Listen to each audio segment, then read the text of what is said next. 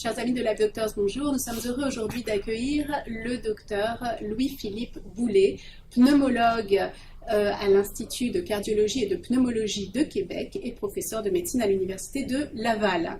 Bonjour professeur. Bonjour. Bonjour, nous sommes vraiment ravis de vous accueillir et merci de nous donner un petit peu de votre temps. Ça fait plaisir. Je voulais donc aujourd'hui mettre un focus particulier sur cette maladie qui concerne grand nombre d'entre nous, dans nos familles, chez nos enfants, chez nos grands, chez nos seniors, l'asthme.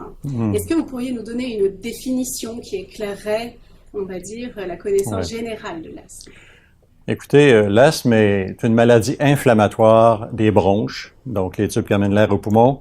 Et cette inflammation, avec le temps, peut augmenter ce qu'on appelle la réactivité bronchique, c'est-à-dire que les bronches réagissent en se contractant à différents contacts de l'environnement ou parfois spontanément, et cette hyperréactivité bronchique, comme on la nomme, amène les bronches à se fermer. Donc, il y a de l'obstruction bronchique qui est variable avec le temps.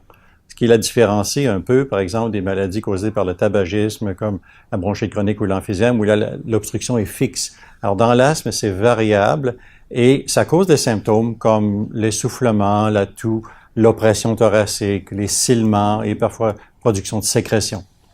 Très bien, très bien. Et est-ce que nous pourrions avoir une idée de la prévalence de cette maladie? C'est-à-dire, concerne-t-elle les plus jeunes et voire dès la naissance ou uniquement à un certain âge? Alors, il faut dire que l'asthme peut apparaître n'importe quand dans la vie, du bébé jusqu'à la personne très âgée. Donc, on en voit souvent même des asthmes qui apparaissent à 80 ans. Alors, c'est quand même à tout âge, mais bien sûr, il y a beaucoup plus d'asthme qui se développe dans l'enfance.